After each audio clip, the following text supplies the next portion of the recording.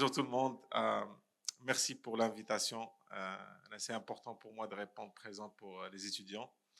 Mais en tant qu'entrepreneur, mais en tant que Marocain, vous êtes le futur. Vous êtes le futur Maroc, donc il est important euh, qu'on s'entraide. Moi aussi, quand j'avais votre âge, il y avait des gens qui m'ont aidé, des gens qui m'ont inspiré, que j'ai rencontrés. Et ces gens-là que j'ai rencontrés étaient plus importants dans ma carrière ou dans ma vie que les célébrités que je voyais en ligne. Donc ça, c'est important et merci encore une fois. Donc, puisque le thème, c'est l'innovation, je vais vous parler rapidement. On entend tous des discours des gens qui disent il faut trouver sa passion, il faut trouver son purpose, son objectif dans la vie, tout ça. Tout ça, c'est beau, c'est poétique, mais la réalité, c'est que parfois, on n'a pas besoin de trouver sa passion. Parfois, il faut être pragmatique, il faut vivre, il faut un salaire, il faut des rentrées. Et moi, personnellement, j'ai beaucoup d'amis qui font des métiers qu'ils n'aiment pas nécessairement, mais c'est des métiers qui répondent aux besoins de la vie. Donc, il faut être très réaliste, il faut avoir les pieds sur terre. Et ça, je le dis avant de présenter ce parcours, parce que parfois, ça semble un peu idéaliste, un peu trop parfait, et en réalité, ça ne l'est pas. Donc, on a tous entendu dire qu'il faut trouver, pour être un bon entrepreneur, pour être innovant, il faut trouver un problème et trouver une solution élégante à ce problème et essayer de l'implémenter. Et c'est ça la recette du succès. C'est un peu vrai. Dans mon humble exemple, le problème que j'ai trouvé il y a 10 ans, en fait, ce projet Oraki qui a été cité, c'est un projet qui a commencé exactement en 2014, en 2013. Vous êtes jeune, mais parmi vous, il y a peut-être des entrepreneurs. Il y a un peu les moins jeunes qui connaissent le fardeau de la bureaucratie, quelque chose qui coûte au Maroc environ 5 milliards de dirhams annuels, entre 5 et 10 milliards de dirhams, c'est la bureaucratie. Et chez nous au Maroc, ça commence avec le muqaddam et le muqata'a. Okay. Et vu mon travail chez Algo, on a beaucoup accompagné des administrations marocaines, on a travaillé sur beaucoup de systèmes. Vous tous, vous avez utilisé des applications développées par Algo. Quand vous prenez le train, quand vous faites quelques paiements en ligne, quelques transactions en ligne, c'est Algo qui est derrière ça. Covid, le système Covid au Maroc, c'est Algo qui a implémenté ça gratuitement pour le ministère de la Santé.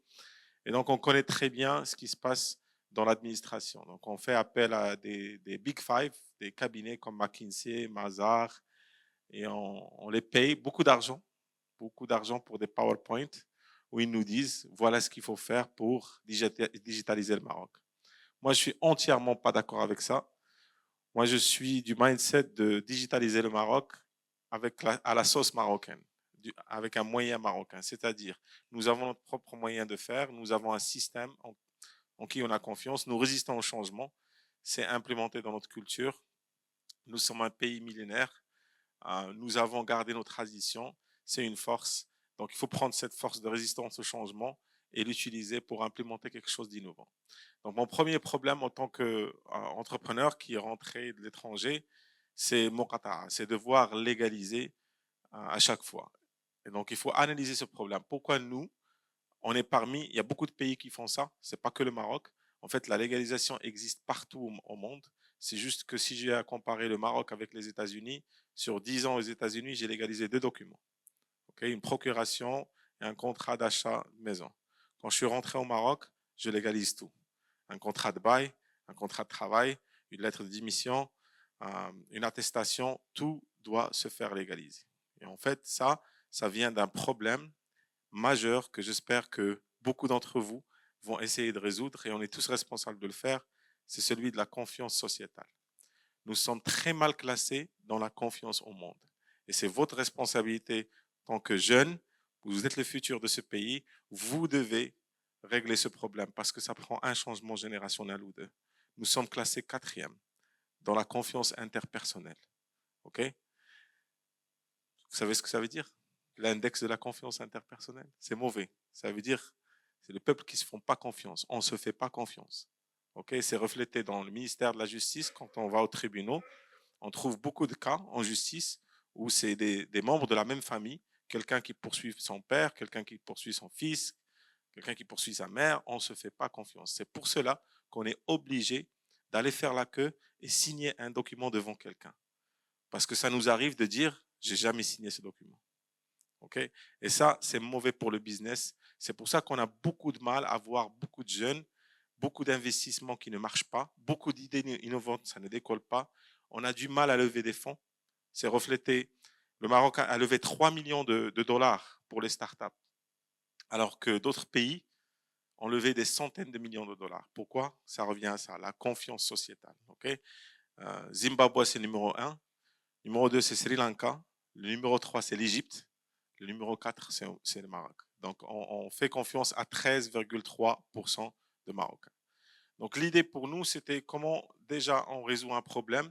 C'est la procédure la plus utilisée par les Marocains. Je peux poser une question et dire qui a légalisé cette année, qui n'a pas légalisé, qui a été le Moqata'a, qui n'a pas été un Moqata'a cette année. Ah, voilà. Juste si vous comptez, ça vous dit que c'est vraiment la procédure la plus utilisée. Donc l'idée, c'est, au lieu de la dématérialiser, c'est ce qu'on a fait avec le ministère.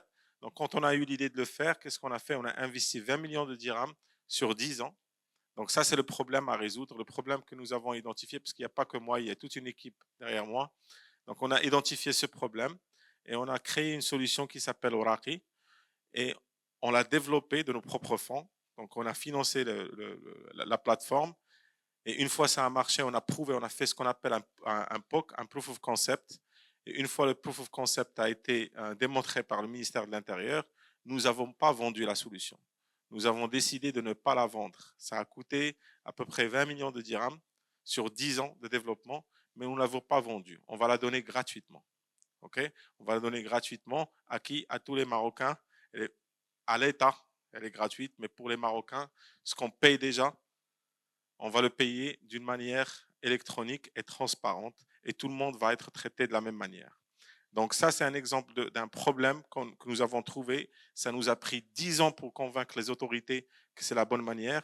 Aujourd'hui, cette année 2025, il y a une loi qui va sortir qui va fermer ou arrêter les services de légalisation dans 2400 Moqata'a, 176 consulats et tout le monde aura accès à la plateforme. C'est déjà publié en ligne, vous pouvez la tester.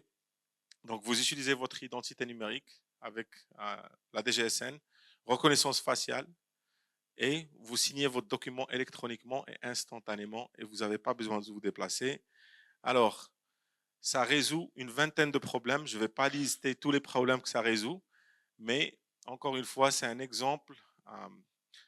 Aujourd'hui, ça ne m'appartient pas, ça appartient à plusieurs entités. On est en train de lever des fonds avec l'État. C'est la CDG qui va financer avec d'autres entités étatiques. Et juste pour vous donner une idée, de d'abord prioriser le problème, la solution élégante et le reste va venir. Donc pour finir, je vous laisse avec une petite équation, un petit calcul mathématique. Euh, nous essayons de régler le prix à environ entre 10 à 20 dirhams par signature, quel que soit le nombre de pages. Et il se trouve que le Maroc fait entre 30 à 40 millions de transactions par an. Donc ça, c'est de l'argent que nous comptons réinvestir pour développer d'autres services.